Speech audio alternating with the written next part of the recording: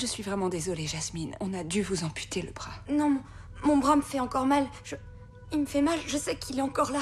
Ce que vous ressentez est ce qu'on appelle une douleur fantôme. Une simple manucure en apparence anodine cachait en réalité un danger mortel capable de détruire une vie. Et la victime n'avait pas la moindre idée que la mort s'approchait silencieusement. Tout le monde est tombé dans le piège des idées reçues, pensant qu'il s'agissait d'une simple infection cutanée. Mais au moment d'un examen de routine, un phénomène étrange a soudainement bouleversé tous les diagnostics. Shaun a simplement effleuré le bout du doigt de la patiente avec un coton-tige. Et malgré l'anesthésie locale, elle a hurlé de douleur. À cet instant, Shaun a immédiatement compris qu'il ne s'agissait absolument pas d'une simple infection superficielle. La patiente continuait à se rassurer elle-même. Morgan restait fidèle à son diagnostic initial, mais Shaun avait détecté un signal de danger mortel. Personne ne l'a cru. Mais s'il s'agit bien d'une fasciite nécrosante et si on ne fait rien, elle risque de mourir.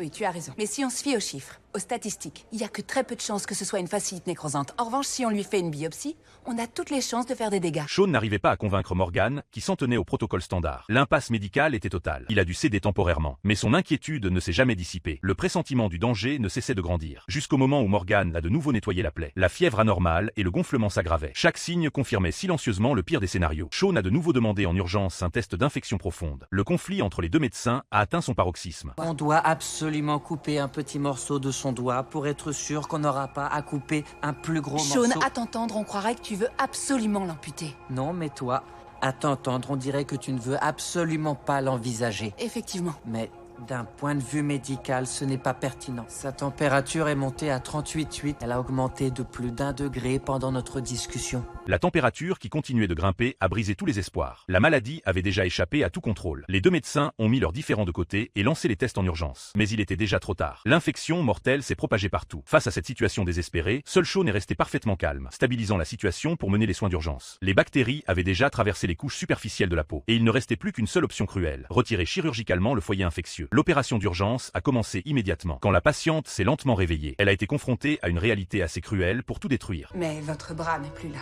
Mon bras n'est plus là. Je suis désolée. Il n'est plus là. C'est votre faute. Laissez-moi. Sortez, allez-vous-en.